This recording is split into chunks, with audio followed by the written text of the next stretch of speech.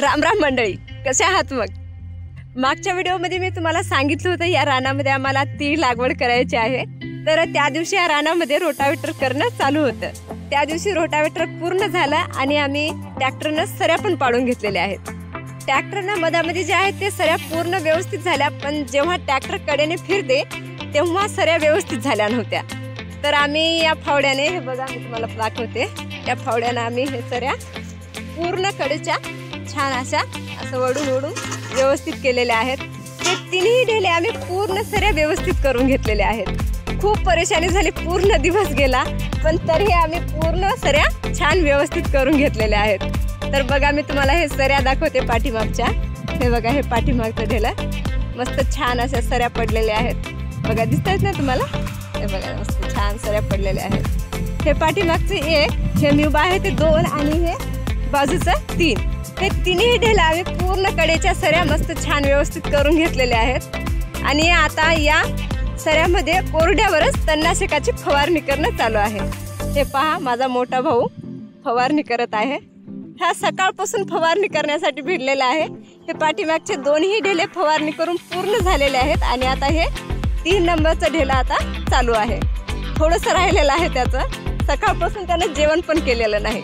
त्याला म्हणलं मी खूप वेळ झाला, पूर्ण दिवस गेला आहे, आता जेवण करून घे, थोडं राहिलंय, करता येईल नंतर. पण तो ऐकतच नाही. बघा आता थोडंसं राहिलेलं आहे, ते तेवढं पूर्ण करूनच जेवण करतोय म्हणतो. कसं आहे ना, आम्ही प्रत्येक बियाण्याची पेरण्या अगोदर बीज प्रक्रिया करून घेत असतो. तर आता मी तिळाची पण बीज प्रक्रिया करून घेणार आहे. हे बघा माझी चंद्राचा चारा संपलेला आहे. आता मी चंद्राला थोडासा चारा टाकून घेते आणि मग नंतर तिळाची बीज प्रक्रिया करून घेते.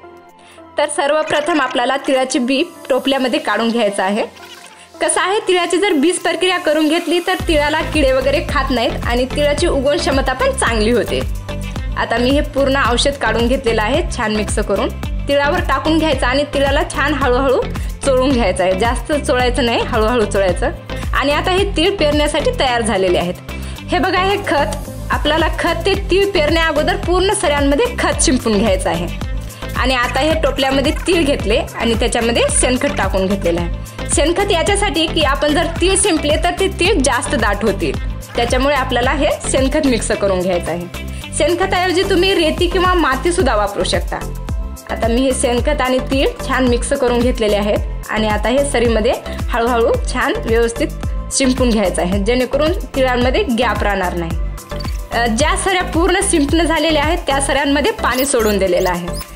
हे पहा मंडळी, आमची तिळाची पेरणी पूर्ण झालेली आहे आणि पूर्ण सऱ्यांमध्ये पाणी पण सोडलेलं आहे. हे बघा पाठीमागे दिसत असेल तुम्हाला. आता पाणी दिल्यामुळे हा तीळ 5-6 दिवसांनी उगून जाईल आणि पूर्ण रान हिरवगार होऊन जाईल. तर तुम्हाला ही तिळाची पेरणी कशी वाटली हे मला नक्की कमेंट करून सांगा.